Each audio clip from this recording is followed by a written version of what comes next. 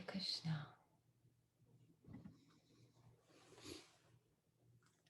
Good morning, everyone. Om Namo Bhagavate Vasudevaya. Om Namo Bhagavate Vasudevaya. Om Namo Bhagavate Vasudevaya. Om Namo Bhagavate Vasudevaya. Om Namo Bhagavate Vasudevaya.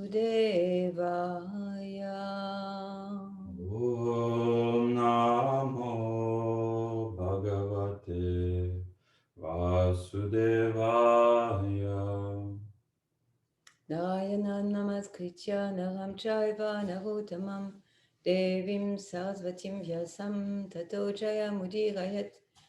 Before reciting the Srimad Bhagavatam, which is the very means of conquest, one should offer respectful obeisances to the personality of Godhead Narayan, and to Narayan Rishi, the supermost human being, and to Mother Saraswati, the goddess of learning, and unto the author Srila Vyasadeva.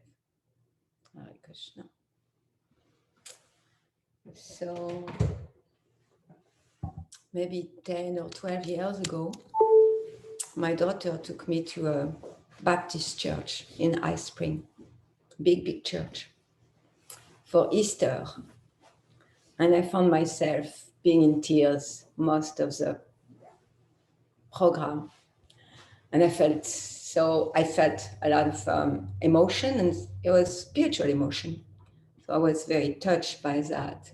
And I don't know much about Christ. I didn't grow up with education like spiritual or religious education or reading the Bible or anything like that.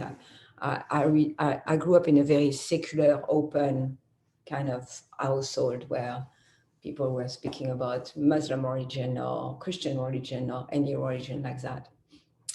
And still, I want to say a few words because today is Easter, and Easter represents a big sacrifice, a sacrifice from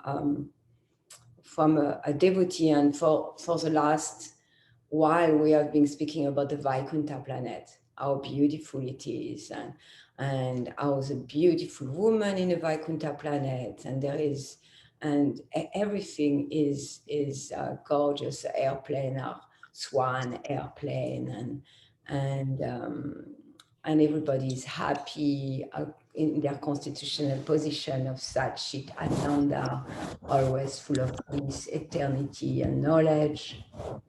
And we the last verse was about Lakshmi massaging, like giving service to Krishna, to Vishnu, and so here is a Vaikuntha man. Lord Jesus Christ is a Vaikuntha man. That's where he comes from, the Vaikuntha planet. He doesn't have any tinge of material contamination within him. And Vaikuntha man who out of his free will, we don't have really the choice of our life. Our life, we are taking our life according to our desire and deserves. And whatever happened in our life is still according to our desire and deserves. And a Vaikuntha man, like Lord Jesus Christ, Srila Prabhupada, they choose to come here. Why? Because they want to please the Lord. And we will speak later about pleasing the Lord, because so much part of the verse today in the Bhagavatam about pleasing the Lord. And they want to support the conditioned soul to awaken to their real, authentic, um, identity. And Christ did that in such a compassionate way. He really met the people that he was preaching to. He met them where they were at. Last night, I, to prepare for that class was difficult because I was falling asleep every time I taking some drug and make me fall asleep. So I it may be a little bit everywhere. But last night I was watching a cartoon about Easter. I didn't want to watch something too heavy because right now I'm staying away of anything that's too gruesome or heavy. So I watched a children program about Easter that was a cartoon. Still, in that, what really, where I could really relate is at the Last Supper. At the Last Supper. So that's what Easter is about: the Last Supper, and then the crucifixion, and then the resurrection of Christ. At the Last Supper, um, the Christ say, 3 times before the rooster, not the rooster, well, before dawn, really, before the beginning of of the day, you're going to deny me. And his disciple were, no, no, no, we are not going to do that. We are not going to do that. And then one after another, they did. They did. The first time they were asking, oh, you were with him? No, no, no, I'm not with him. I don't know him. Maybe I'm from Galilee, but I don't know him. And I could relate. I could relate to that. I could relate. And that's the difference between an ordinary devotee and a pure devotee. A pure devotee is ready to not ever deny the Lord for any reason. A pure devotee is not afraid of being put in any situation. And Christ was such an emblem of that because he could have counteracted the situation. He knew exactly everything that will happen. He knew exactly that the Roman will come and, oh no, the Pharaoh's people will come and arrest him. He knew that he will be taken to the Roman. He knew that he was being crucified. I can't even imagine the horrifying suffering going on with that. And he didn't run away. He didn't run away. He faced the cross, and that's quite amazing because he didn't have to, but he did that. He did that, and a lot of Christians emphasize that. And I think the emphasis is a little too much. But a lot of Christians, that's what they emphasize the most. That he did that to save them. He did that, and he did that really to give a message to the world that here is what a pure devotee is capable of doing. And in the life of Srila Prabhupada, we can see that too. At 70-year-old, here is what a pure devotee is capable of doing. Is capable of leaving the comfort, leaving home, to go to a strange foreign land that he had no idea about, with in a very difficult and comfortable situation in a cargo ship. Cargo ship are not cruise ships; they're cargo ship. So there's a minimum comfort there. Facing heart attack, facing so much austerity, difficulty, arriving in a cold country where he didn't know anything. He didn't even know that there will be food for him, anything for him. And before that, he went through so many hardship. For what? For the sake of supporting the conditioned soul to come back to their constitutional position. So Christ was doing that. And an aspect of Christ that also emphasizes is that I will never forsake you. I will never forsake you. That regardless what we do, regardless regardless our material desire, regardless our past sinful activities, the Lord and His pure devotees will never forsake us. That they're always with us, always rooting for us, always taking even the smallest things we do, always taking that and not looking at the big, the big maybe things that we do against them. like the apostles. They did reject, in a sense, Christ, but they were not forsaken by Christ. Christ accepted them. He said, yes, I understand. You're made of flesh. You're made of flesh and you're scared. You're scared. You cannot face your fear. You cannot face how difficult life is, and in such a way that they couldn't really stand by Christ, and Christ knew that, and he had the compassion even to tell them that before. So that's all I'm going to say. Maybe later on I will say more about Christ. And also today is appearance day of Srivas Thakur. So there is no specific stories that I'm going to say about Srivas Thakur. Still, for the sake of like knowing the personalities that we glorify daily, I'm going to say a little bit about Srivas Thakur, because every day we say Jai Shri Krishna Chaitanya Prabhu Nityananda Shri Advaita Gadadhar Srivas Adi Gaura Bhaktavinda. So Srivas is right there. We say his name so many times. So I want to speak about a little bit, and because it's such a very instrumental part of Lord Chaitanya's pastime. So Srivas Thakur and his wife is Malini Devi. His wife, Srivas Thakur and Malini Devi, they are contemporary to Jagannath Mishra and Sakshi Devi. So they are friends and contemporary of Lord Chaitanya's parents. So that's to situate them. And Srivas, at the time of Lord Chaitanya coming in Navadvip, Navadvip was mainly a tantric center, a center for the worship of Kali, not so much a place where the Vaishnavas were flourishing. And Srivas was a Vaishnav in the middle of that tantric country. And he was regularly holding program at his house, like Damayanti and Gaudas, they have a program at their house. So Srivas Thakur and Malini Devi, they were regularly having program, having reading of the Bhagavatam, and they had kirtan regularly in the house. And Sakshi Devi and Jagannath Mishra, they had an older son.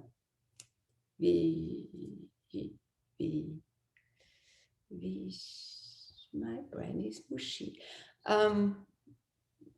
Dear Govinda, could you remind me the name of the older son of Sakshi Devi and Jagannath Mishra? Was it Vishvambar? No, Vishvambar is Lord Chaitanya. It's V something. We'll find that later. We find that out later. Anyway, he had an older brother. And the older brother, maybe in his young teenage years, he used to go there to Srivas Thakur and to listen to the Bhagavatam, to chant Hare Krishna, to be absorbed in kirtan. And as he went there, he got the test. And he got so much test that he left home and he took sannyas. So Mother Sachi, she wasn't so happy with that. And at the same time, the big brother used some time to take his little brother there.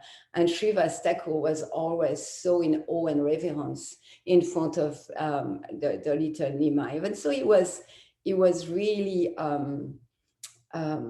naughty. He was naughty. He wasn't like a devotional little child. Sometimes we see little child like Prad Maharaj. They're so devotional and so dedicated to a spiritual life, but like Vishvambar, he wasn't like that at all. He was like naughty, and even when he grew up as a young teenager, as Nimai Pandit, he will mock the Vaishnavas, and he will mock a lot of the of the Vaishnava, including Srivas Thakur. But still, they loved him so much because he was so beautiful.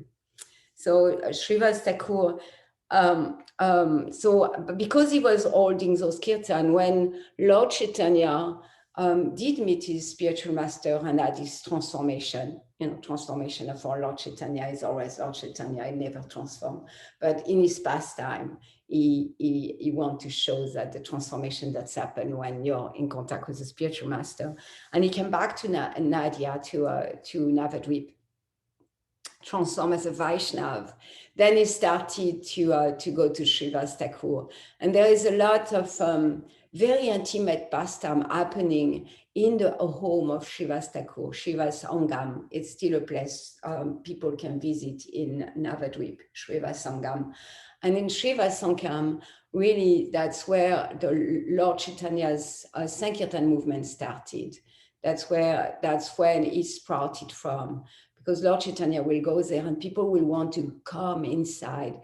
But then the doors were closed. There was keeper of those doors, and we will speak about the doorkeeper later on too. They were keeper of those doors, and at that, for a long time at Srivasangam, the kirtan were very intimate and guarded. Like only a certain number of people could come until Lord Chaitanya was ready for his Sankirtan movement. And from Shiva's Thakur's house, then sprouted the great Sankirtan movement. And when Lord Chaitanya started to sing Krishna's glories in the town of Navadvip. Krishna, Krishna, Krishna, Krishna, Krishna, Krishna, Krishna, hey. So Lord Chaitanya will be outside, and of course Srivas Thakur will be with him, and all the Vaishnav will follow. So that's a little bit about Srivas Thakur and the importance of this personality and the situation of this personality. Of course, Mother Sakshi, when she saw that Nimai was regularly going to Srivas Thakur's house, she wasn't very pleased. She wasn't very pleased because he didn't work too well for her first son. So she was like, I don't want you to go there. I don't want you to go there. They're going to brainwash you and you are going to leave me. And then Nimai will just reassure his mom, no, I'm not going to do that, mom. Find me a wife. And then he found him a wife, maybe Vishnu Priya was his first wife and Lakshmi Priya the second wife. So that's about Srivas Thakur. Maybe we'll speak about him later. And now we are going to go to the Bhagavatam. Could you find the back? Where is it? Good, that's not. Oh yeah. Look, see it? Thank you. Sorry. Vishvarupa was. Vishvarupa. Yeah, that's it. Thank you. Thank you for making the search. Appreciate. So we are going to read from Srimad Bhagavatam, Canto 2, Chapter 9, verse 16. Britya Prashada Abhimukam Dik Ashavam Pashanam Asa Aruna Lochana Ananam Kiritinam Kundalinam Shatubujam Pita Ashukam Vakshasi Lakshitam Shriya Britya Prashada Vimuktam Trikashavam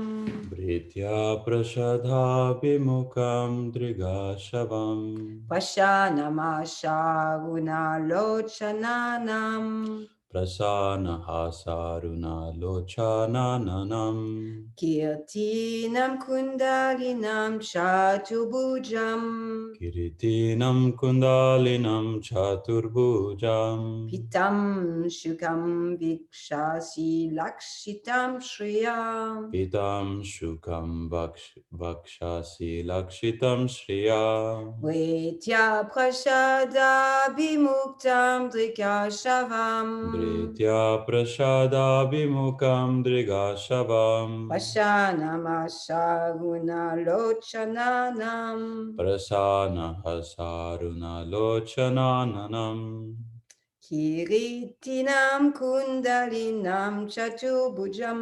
Kiritinam kundalinam chaturbhujam. Pitam shukam vakshasi lakshitam shriya. Pitam shukam vakshasi lakshitam shriya. Vetya prashada bimukam drikasavam. Britya prashada bimukam drigashavam. Pashanamara ashaguna lochatnanam. Prasanahasaruna lochananam. Kiritinam kundalinam chatubujam. Kiritinam kundalinam chaturbhujam. Pitim shukam vakshasi lakshitam shriya. Pitam shukam vakshasi lakshitam shriya. Britya prasada bimukam drigasavam. Pritya prasadam vimukam drikashavam. Prasanahasaruna lochananam. Prasanana saruna lochananam. Kiritinam kundalinam chaturbhujam. Kiritinam kundalinam chatubujam. Pitam shukam vakshasi lakshitam shriya. Pitam shukam vakshasi lakshitam shriya. Vicha prasada bimukam drig asavam. Vidya prasada bimukam drigasavam. Prasanahasa runalochananam. Prasanam hasaruna lochananam. Kiritinam kundalinam chaturbhujam. Kiritinam kundalinam chaturbhujam. Tam shukam vakshasi lakshitam shriya. Tam Tam shukam shukam vakshasi vakshasi lakshitam lakshitam shriya.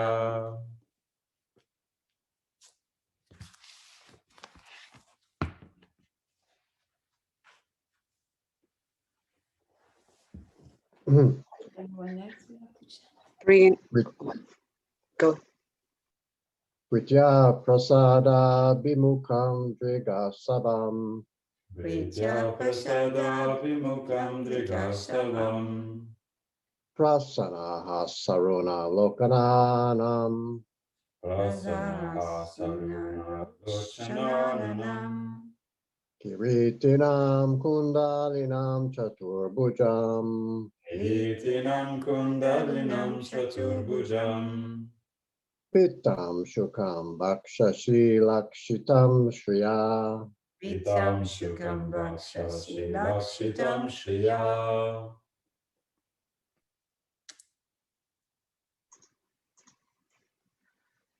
Prita prashadam him uktam drig ashavayam. Pritya prasada vimukam drikasavam. Prashana hasarvuna lokanam nam. Prashana asavuna lochananam. Kritinam kundalinam kator brujam. Kiritinam kundalinam chaturbujam. Pitam sukam vakshashi lakshitam shriya. Pitam shukam vakshasi lakshitam shriya.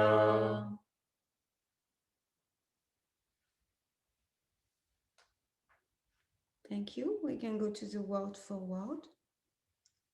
Britya, Pritya, the servitor. the servitor. Prasada, Prasada, affection. affection. Abhimukam, Abhimukam, favorably facing. favorably facing. Drik, Drik, the very sight. the very sight. Ashavam, Asavam, an intoxication. an intoxication. Prashana, Prasana, very much pleased. very much pleased. Asa, Hasa, smile. smile. Aruna, Aruna, reddish. reddish. Lochana, Lochana, eyes. eyes.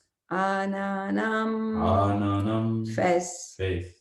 Kiritinam, Kiritinam, with helmet. with helmet. Kundalinam, Kundalinam, with earrings. with earrings. Chatubhujam, Chatubhujam, with 4 hands. with 4 hands. Pita, Pita, yellow. yellow. Ashukam, Amshukam, dress. dress. Vakshasi, Vakshasi, on the chest. on the chest. Lakshitam, Lakshitam, marked. marked. Shriya, Shriya, with the goddess of fortune. with the goddess of fortune. Translation. The personality of Godhead, seen leaning favorably towards his loving servitors, is very sight intoxicating and attractive, appeared to be very much satisfied. He had a smiling face decorated with an enchanting reddish hue. He was dressed in yellow robes and wore earrings and a helmet on his head. He had 4 hands, and his chest was marked with the lines of the goddess of fortune. Purport by His Divine Grace A.C. Bhaktivedanta Swami Prabhupada. In the Padma Purana, Uttarakhanda, there is a full description of the Yoga Pit, or the particular place where the Lord is in audience to his eternal devotees. In that Yoga Pit, the personification of religion, knowledge, opulence, and renunciation are all seated at the lotus feet of the Lord. The 4 Vedas, namely Rig, Sama, Yajur, and Atharva, are present there personally to advise the Lord. The 16 energies headed by Chanda are all present there. Chanda and Kumuda are the first 2 doorkeepers. At the middle door are the doorkeepers named Bhadra and Subhadra, and at the last door are Jai and Vijay. There are other doorkeepers also, namely Kumada, Kumadaksha, Pudarika, Vamana, Sankukarna, Sarvanetra, Sumukha, etc. The Lord's palace is well decorated and protected by the above mentioned doorkeepers.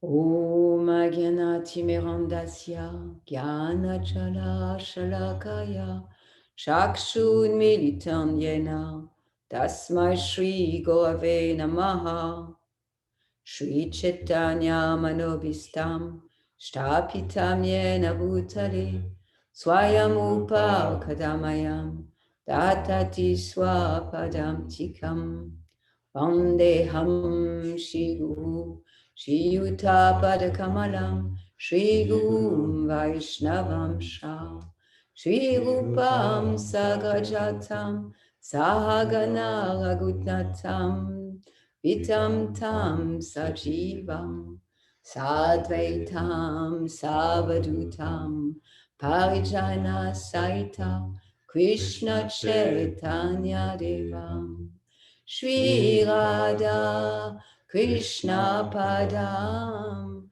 Shagana Lalita Shri Vishakam Vitam Cha He Krishna Karuna Sindhu Dina Bandhu Jagat Pate Gopesha Gopika Kanta Radha Kanta Namostute Tapta Kanchana Gorangi Radhe Vrindavaneshwari Vishavanu Sute Devi Pranamami Hari Priye Vanchakalpata Ubhyacha Kripa Sindhu Vacha Patitanam Pavanebhyo Vaishnavebhyo Namo Namaha Shri Krishna Chaitanya Prabhu Nityananda Shri Advaita Gadada Shri Vasadi Gaura Bhakta Vrinda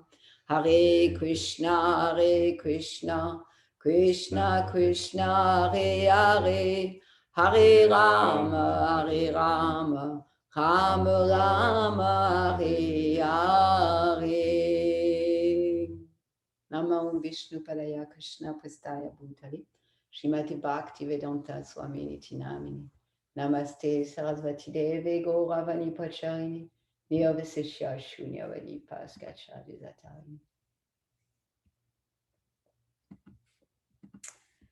The personality of Godhead, seen leaning favorably towards his loving servitors, is very sight intoxicating and attractive, appeared to be very much satisfied.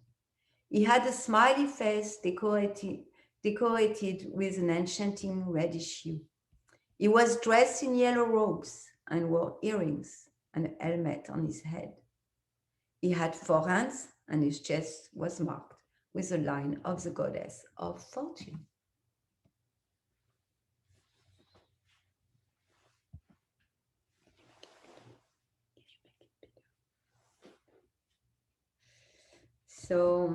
So much poetry, so much poetry, so much poetry. So we are hearing from Lord Brahma. Lord Brahma is the first created being, the very, very Agya is called, very first created being, is at the source of all creation, at the source of all life. And Lord Brahma, when he was born, because he was the first created being, he felt very alone. He felt very alone. Can you stop? Yeah. He felt very, very alone. And he didn't know what to do because he was all alone and it was all dark, because the material energy, material universe is very dark. It's only darkness. And he didn't know what to do, and he tried to figure it out by himself. And at one point or another, he did surrender. So, and when he did surrender, he sat in, because he heard a voice guiding him saying, Tapa, do austerity. So he sat to do austerity, sacrifice in a form of meditation. And then he had the spiritual world revealed to him. And there is like expressing what he saw at that moment. And we have read how there was jewels, and it's so, everything is beautiful and clean, and clear water and rivers and beautiful swan airplanes and beautiful women and all Vaikuntha. Vaikuntha means anxiety. So the whole entire world, spiritual sky, which is without anxiety. Vaikuntha means without anxiety. So there is all real identity, real life that is there, that is free of anxiety, and that's manifesting beauty, manifesting opulence, manifesting everything we can desire, time millions. Everything that is beautiful here is so much more beautiful in the spiritual sky. And then in the spiritual sky, everything is Sat Chit Ananda. Everything is cognizant. Everything is conscious and cognizant. Everything is eternal. So there is no such a thing as something being ephemeral, some season being ephemeral. Or we spoke about flower yesterday with Anandini, and she was sharing about monk meditating on flower when they were dead, and Yes, because here is Mrityu Loka. Mrityu means death. So that's Mrityu Loka. Loka means planet. It's a planet of death. Everything dies. Like sometimes we see some the love bug season. Yeah, love bugs. I was told they live 24 hours.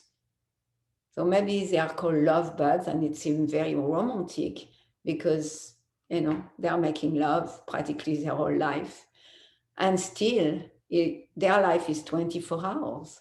It doesn't last. It doesn't last. So everything is temporary here and full of misery because it is temporary.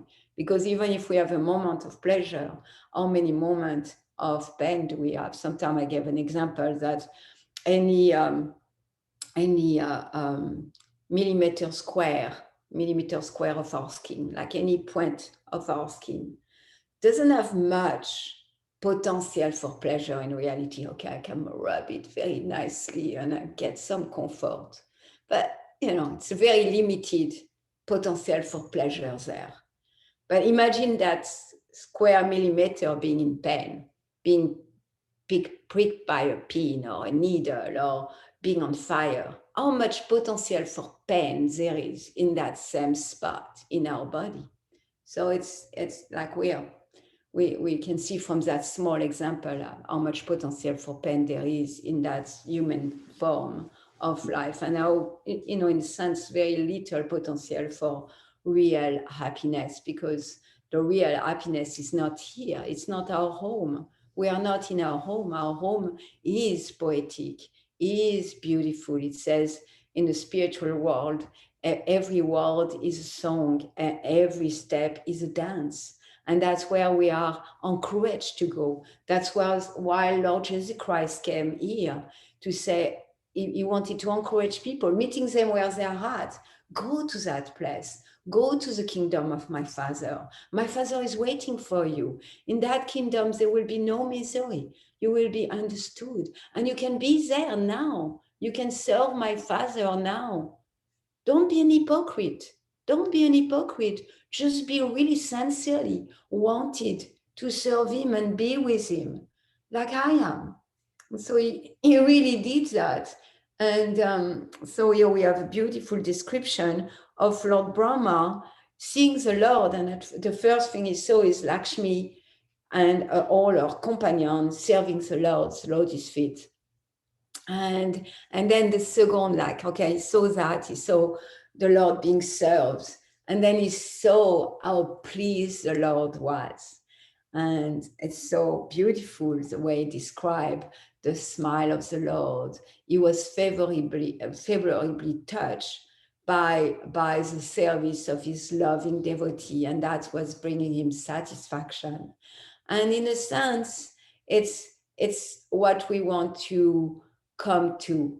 We want to come to that our only goal in life is to bring a smile to the Lord, or bring a smile to Lord Jesus Christ, or bring a smile to the Guru, Srila Prabhupada. Like, if we come to that place that our only goal in life become to bring a smile, then we are liberated. Life is complete. We have achieved the purpose of this human life, and then we are completely in Vaikuntha. We are in that place of no anxiety, because there is no impediment to loving devotional service. There is no material impediment. So whatever situation we are in, we can please the Lord. In fact, there is a story with Srivas Thakur, and it's a very touching story, because he really include like one of the most painful experience we may have in our human life. So Srivas Thakur, one of his sons got sick and died young child. And then that evening, Lord Chaitanya, like he was doing every day, was coming with his associate in a very intimate way. And they were coming to have kirtan in the house of Srivas Thakur. And Srivas Thakur, he didn't want to disturb the kirtan, because his goal, the most important goal of his life, was to please Lord Chaitanya. And even so, he had just lost his son, because Srivas Thakur is a pure devotee and he has a bigger picture understanding. that, of course, it's not the end of the body. The body is not the end of life. That journey of that soul, surrounded by kirtan every day, was a natural part of life. So Srivas, he asked all the women, including Malini Devi, okay, well, don't cry. Please be happy and receive Lord Chaitanya. Let's make sure that Lord Chaitanya is pleased and that he's not disturbed by the gloom that may be in a household when a child dies. Naturally, it's natural for us to feel the pain of losing a child, or even if it's not our own children, to feel that pain. But Srivastava was so absorbed in the pleasure of the Lord that he was able to even put that aside, which is quite amazing. And then the Lord came, and then the Lord, because he's all knowing and he's all compassionate, he figured it out. He said, something's happening here. You're hiding something from me. I can feel it. There is something in the ether. And then it's interesting because the Lord manifesting both. He was, in a sense, he manifested like, why didn't you tell me? Tell me that you were going to so much grief, and also Malini was going to so much grief, and also the woman in the house. Why didn't you tell me? And also the Lord was so pleased to see the sacrifice of Srivastava. So that's the story I wanted to tell, because it's Srivastava's appearance day today, and it's so appropriate for the goal, making our goal of life, to step out of wanting to please ourselves, to step out of, or even like, I can see that sometimes we are extending our ego. Like, we don't want to please ourselves, but we want to please our lover or the person. But really, that's usually turned to be a business. I want to please you because really I want you to love me. And of course, Srila Prabhupada says that the closest love to love of God is a love of a mother for her children. And mother tend to be very selfish in serving their children. And still there is some motivation, like selfish motivation, like to have their children grow up to be nice citizens or to be happy and so, like that. And still it's something we can compare to, of really being focused. Ekeha Nandana in the Bhagavad Gita, Krishna described to Arjuna being one-minded, like one-minded, because the minds tend to be so many branches going everywhere, and the one-mindedness is to be one with the desire of the Lord, to be one with the satisfaction of the Lord. So here we can see. So as we surrender to the Lord, He will reciprocate with us. That's so I'm going to read about that verse from the Bhagavad Gita. It says, Ye yatamam papadyante tamstataiva bhajam yaham mamavatmanu bhaktate manusya partha sarvasha. So all of them, so all spiritual entities, no matter what form they are in, as they surrender unto me, I will reward accordingly. Everyone follow my path in all respect of some Prita. So everyone follow my path doesn't mean that everything is favorable to Krishna. Like here we say, like he was favorably pleased. Anya bilasita sunyam jnana karma anavritam anu kulinash Krishna nu shilanam bhakti utama. So pure devotional service is devoid of karma, devoid of jnana, devoid of anything that serves me, and is favorable to the Lord. And it's always, like it's high to Kiya Pratyata. It's favorably, and it's uninterrupted and unmotivated. And we can see that in the life of Lord Jesus Christ. It was favorable. He was always favorable to his Father in heaven, even when he's parents were not so happy with him. He knew his service, he knew his goal, and it was always favorable, and he was devoid of all self-interest. It was all about glorifying the Lord. So, so I'm going to read the purport to that verse because it will give us more to discuss about. Everyone is searching for Krishna in different aspects. So we are all searching for Krishna, even so we think that we are searching for something else, when we are searching for happiness in relationship, when we are searching for happiness in food, when we are searching for happiness in money and things we can buy with money, when we are searching for happiness, we are really searching for Krishna. That's what we want. We are all searching for Krishna. And we are all searching for Krishna. And often, because we are searching for Krishna in the wrong place, then we become frustrated. We become frustrated and unsatisfied. So everyone is searching for Krishna in a different aspect of his manifestation. Krishna, the Supreme Personality of Godhead, is partially realized in his impersonal Brahmajyoti effulgent and as the all-pervading super soul dwelling within everything, including the particle of atom. But Krishna is only fully realized by his pure devotees. Consequently, Krishna is the object of everyone's realization, and thus anyone and everyone is satisfied according to one's desire to have him. So a lot of Krishna consciousness is about coming to place of purifying our desire to want him, like it says here, to really. And so when we hear those descriptions of the Vaikuntha planet, of a place without anxiety, a place where the flowers that we want to offer to Krishna are eternal, a place of all the relationship are personal, and we will speak about that a little later. There is so much personality involved here. The Veda are personified. The energy of the Lord are all personalities. We are personalities. So it's so intimate and so full of varieties and personality. So I'm going to continue because I really love that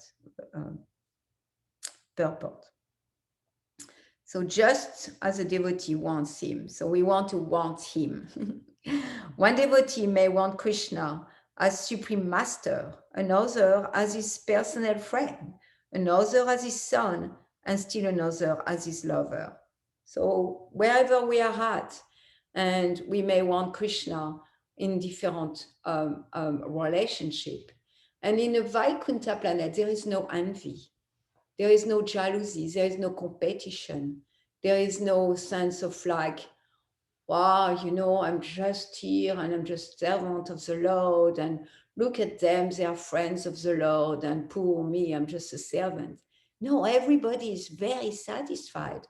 When we come to that place of being free from material contamination and connected with the Lord because we want him, Krishna gives to everyone the same thing. Why? He gives because he loves us. He gives us eternal happiness.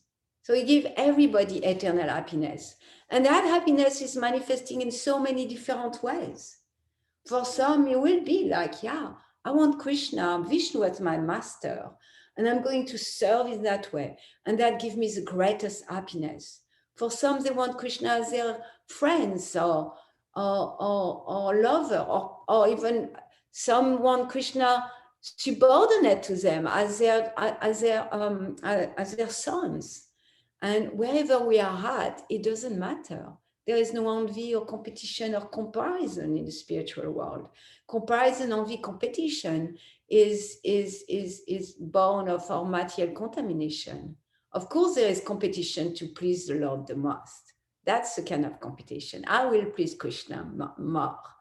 However, it's no comparison in the sense like, oh, he has something I don't have and I want it, or oh, they're inferior to me because I'm a friend of Krishna, but they're just a servant. Those kind of envy and jealousy and comparison do not exist there. Krishna rewards all the devotees equally. So Krishna rewards us equally according to their different intensities of love for him. In a material world, so we can imagine how rewarded Lord Jesus Christ must be, because he shows so much love for Krishna. He was ready to do anything for Krishna, even being crucified. So we can imagine how the reward for that type of love must be. In the material world, the same reciprocation of feeling are there, and they are equally exchanged by the Lord with a different type of worshippers. So understanding that sentence, we see that it's not simply a geographical place. That of course we want, there is a spiritual sky, and we hear so much from Lord Brahma about the spiritual sky, and there is here our consciousness. If our consciousness is to control, if our consciousness is trying to make plan. Yesterday, someone sent me a quote from a devotee. I'm not sure I can verbatim repeat the quote, but I can give the gist that most human beings, more ordinary beings, they are constantly making plans for the future and planning for the future, and then making plan and acting today because they want the future. And then Krishna, he knows our future constantly, and he arranges our presence to go to that future. So that's a different frame of mind. I'm not sure I have expressed it properly, but it was very touching for me yesterday to hear that. And yeah, so the Lord, as we worship him right now, as we surrender to him, and surrender means accepting what's favorable for my devotional service, rejecting what's not favorable for my devotional service. Surrender means humility, coming to a place where we are really developing a sense of humility that, yeah, I'm an ordinary devotee. I don't know much. I'm not capable of much. And of course, knowing that the soul is amazing, and at both on the same platform. And humility is like such a key towards devotional service and surrender. So coming to a place of humility, accepting that the Lord is our protector, that no matter what's happening, no matter what situation we are put in, that the Lord is our protector. This is a key for liberation, to accept the Lord as our protector. And it's one item of Sharanagati, surrender, to always know that regardless of our situation, that the Lord is my maintainer and the Lord is my protector. That never fail. Whatever situation, if we remember that, whatever happened in my life is part of what my lot, it's part of my lot. And from that place, I'm fully protected. Nothing can happen to me. Absolutely nothing can happen to me, because nothing is separated from the Lord. The Lord is everywhere. Every particle of everything around us is a part and parcel of the Lord, is energy of the Lord. The Lord have 16 energy, he said, and tomorrow, or the next class, it will be elaborated, because the next purport elaborate on those 16 energy. I'm not going to do that today. They're all personified. And there is no void in the universe. We are always cradled in the Lord energy. There is no separation. The only separation is the one that we are illusion to be in. That's the only separation, is that force of illusion, that force of Maya, that makes us think that we are separated from the Lord and we need to take care of everything. But in reality, that's not our position. Our position is we are in the Lord's cradle. And if we see that, we have an opportunity to surrender unto him and to see his smile. Mm. So again, and they are equally exchanged by the Lord with a different type of worshippers. The pure devotee, both here and in the transcendental abode, associate with him in person and are able to render personnel service to the Lord, and thus divide transcendental bliss in loving service. So that's remind us of like the world, the Lord is so favorable and to his loving devotees because of their loving service. So that's in a spiritual world. As for those who are unpersonalists and who want to commit spiritual suicide by annihilating the individual existence of the living entity, Krishna helps also by absorbing them into his effulgence. So whatever desire we have, spiritual desire or material desire, the Lord is going to fulfill them. And he's going to fulfill them in a way that's going to help us. So the Lord is always loving, is always a loving God. There is no thing such as not a loving God. God is always loving, and regardless of foolish desire or our foolish decision, is going to use that and bring us back to him somehow or other. It's like the supreme GPS. I'm saying sometimes people are so, and I'm so sometimes like decision making. Lately, I've been so, I can see how agitating decision making are. And then surrender are just peaceful, regardless what it is. It's very peaceful. And so a GPS, when we make the wrong turn, like, okay, I turn right, even though I was supposed to turn left, the GPS kind of reroute us. Then take us another route, and it will just take us to our destination. And God, Krishna, is a supreme GPS. If we, whatever decision we make, whatever we decide in our life, is going to use our life, is going to use our desire, is going to use everything in our life to reroute us back to him. And the pure devotee does the same. He has the ability, and there is a story. Yesterday, someone shared with me the prodigal son story, and there is a few stories from Luke like that on the Bible where the Lord is very understood by his disciple because he gives mercy to very big sinners and they don't understand. And then he gives example of sheep, like if you have a bunch of sheep and then one gets lost, then you go get that one lost and you bring it back. And what's the big deal about keeping those who are around? And so similarly, the Lord and his pure devotees, they are so compassionate that when we get lost, and we can get lost in so many ways, they go for us. They just go for us. They are feeling pain. They are feeling pain that we're getting lost, and they are bringing us back. So even if we want spiritual realization, like impersonal spiritual realization, which Prabhupada says spiritual suicide because we want to deny our identity, and the personal aspect, which is so present in this verse and purport, that everything is personal. So the spiritual world is personal. Everything is personified. The blade of grass were liberated our person. So to want to take personality out of the picture of spiritual life is spiritual suicide.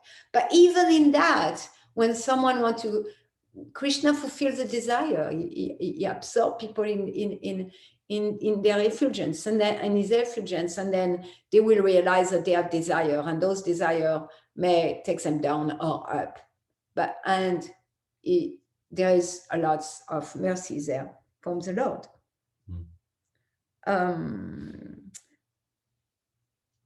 Such impersonalists do not agree to accept the eternal blissful personality of Godhead. Consequently, they cannot relish the bliss of transcendental personal service to the Lord, having extinguished their individuality.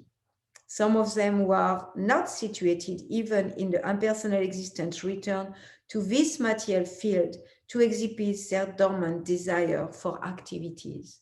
So the nature of the soul is to be active.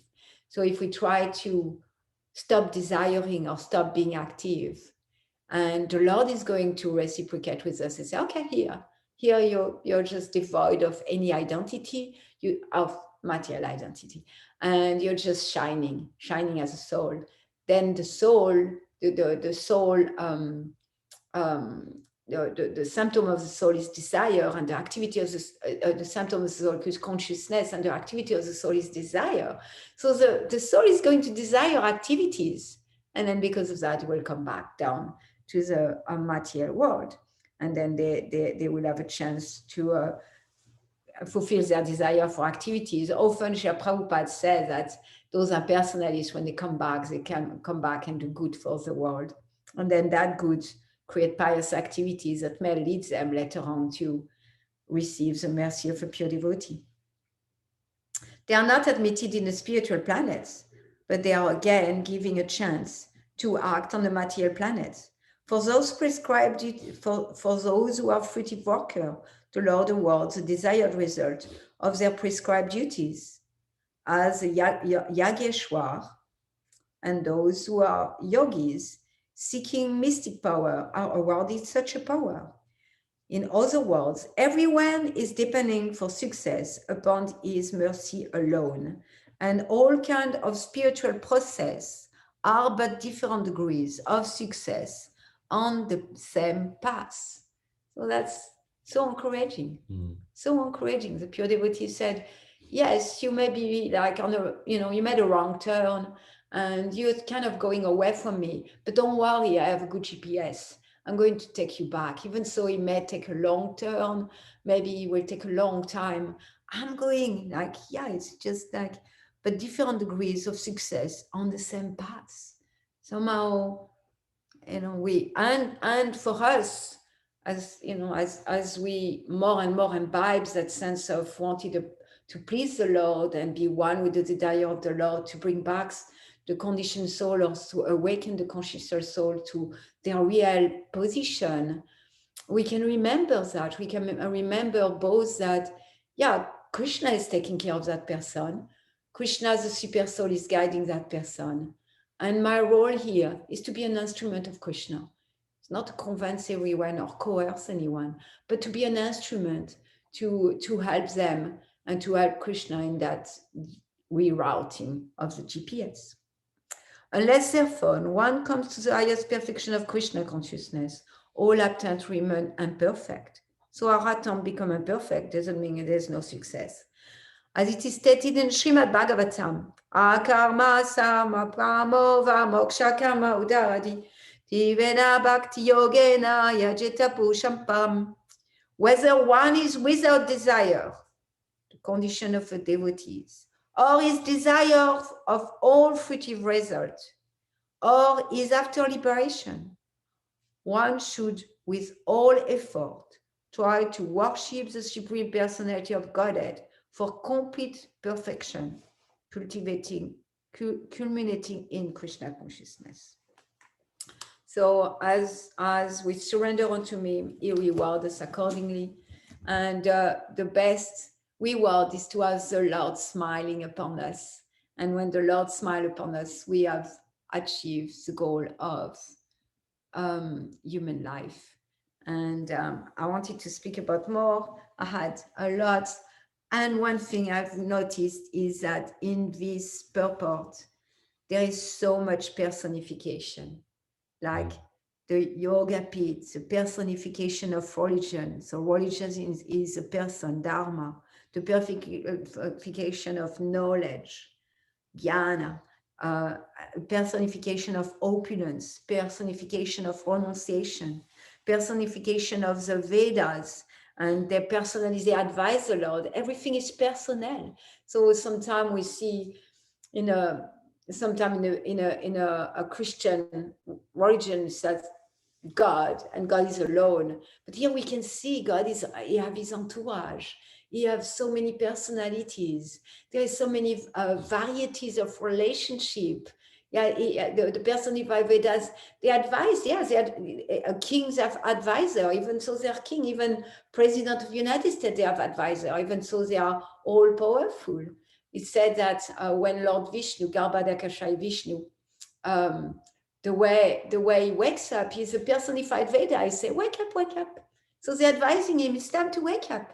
And then they are singing song of glorification of all his energy, and they are singing the Veda really. And that's the way that they say, wake up, Lord. It's time for you to get up now. So they advise the Lord. See, it's so personal. There is so much space for a personal relationship with Krishna and personal relationship with all those personalities. Personal relationship with the Srimad Bhagavatam, the representative of Krishna, and personal relationship with Lord Brahma, personal relationship with all those personality we are speaking about, with Lakshmi Devi, personal relationship with Srila Prabhupada. So there is so much space for us to have as many relationships, fulfilling relationships that we want. Fulfilling relationship as opposed as kind of frustrating relationships that we are trying to milk in a material world and are often a cause of so much miseries. So I'm going to stop here. Thank you for listening. Pritya prasada vimukam dvikashavam pashana asha gunalochananam kiritinam kundalinam chatubhujam pitam shukam vakshasi lakshitam shriya. The personality of Godhead, seen leaning favorably towards his loving servitors, is very sight intoxicating and attractive. Appeared to be very much satisfied. He had a smiling face, decorated with an enchanting reddish hue.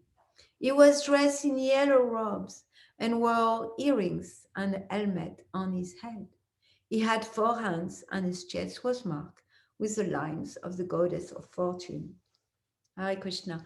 Another point I wanted to make, and I just want to touch, is that the description in the Srimad Bhagavatam are so precise that we have such a boon, because how many literature give us very, very clear description of different form of the Lord. This is a Vishnu form, 4-arm form, how he's dressed, his earring, his smile, the reddish hue, and all those, if we meditate, just meditating on those description of the yellow garments, of the earrings, the amulet, just creating a picture in our head. This is spiritual advancement. This is purifying. This gets us out of our conditioning. And I'm going to do a personal sharing here. When I started the course, the class today or whatever, speaking today on the Bhagavatam, my head was feeling like cotton. I felt really mushy in my head. Like some morning is really difficult. I feel, because I'm taking some drugs, and the drug is really affecting my brain. And so I was feeling really mushy, and I was wondering, how can I have any train of thought really in that state? And because the Bhagavatam is transcendental and the Bhagavad Gita is transcendental, I could see that I didn't need that brain. There was something else that's way beyond the mushy brain that was able to still be present with transcendental knowledge. Even so, it's like a drop. And it's not much, but that experience I wanted to share because it was really real for me. Hare Krishna. Thank you, devotees. Here, any question, comments, realization, any sharing? Good to see them.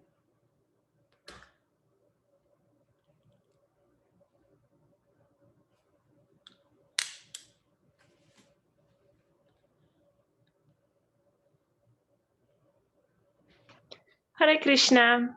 Hare Krishna, Ladini Shakti. I was really moved by your sharing at the beginning with the Jesus Christ cartoon stories. How he understood that we are made from flesh. So what can we do? Yes. So, yeah, very touched by that part, and I could identify it. Sometimes I've been critical of the apostle because they have you know, I think sometimes people see them as pure devotees, and maybe they are pure devotees, I don't know, but that aspect of them denying the Lord is so like ordinary devotee, like being too scared. Like, wow, what you're asking me, Krishna, is too much. I cannot do it. I'm scared. And then I'm going to deny you. Yeah. Yes. Yes. I deny Krishna, even like if someone asks me like, oh, do you believe in God? And I don't want to look stupid. So I said, oh no. I don't even like need to be like you know, like threatened by getting on cross or something. Just like threatened to be seen as stupid is enough. Yes. Yeah, this morning I was meditating, like today, tomorrow I'm going to see people outside. I was thinking, do I put tilak or do I don't put tilak? Maybe if I put tilak, they will not like me, so they will do something against me. Maybe I shouldn't put tilak. But maybe if I put tilak, then it will protect me and then it will be so good for them. Yeah, so I got that reasoning. Thank you. yes. I appreciate it. Hare Krishna. Hare Krishna. Anything else?